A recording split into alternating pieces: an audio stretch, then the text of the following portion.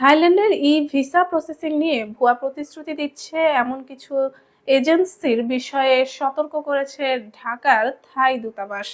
বিশেষ করে যারা 2 থেকে 3 ঘন্টার মধ্যেই ভিসা অনুমোদনের নিশ্চয়তা দিচ্ছে। দূতাবাস স্পষ্ট জানিয়ে দিয়েছে এমন দাবি মোটেও সম্ভব নয়। গত সোমবার এক বার্তায় দূতাবাস জানায় তাদের নজরে এসেছে কিছু এজেন্সি বিজ্ঞাপন দিয়ে খুব অল্প সময়ে থাই ভিসা অনুমোদনের প্রতিশ্রুতি দিচ্ছে। এ বিষয়ে আনুষ্ঠানিক ব্যাখ্যায় দূতাবাস 3টি স্পষ্ট নির্দেশনা দেয়। প্রথমত, কোনো এজেন্সি থাই ভিসার নিশ্চয়তা দিতে পারে না। দ্বিতীয়ত, সব ভিসা আবেদন নিয়ম অনুযায়ী কঠোরভাবে যাচাই বাছাই করা হয়। তৃতীয়ত, ভ্রমণকারীদের এমন বিভ্রান্তিকর সেবার ফাঁদে না পড়ার পরামর্শ দেওয়া হয়েছে।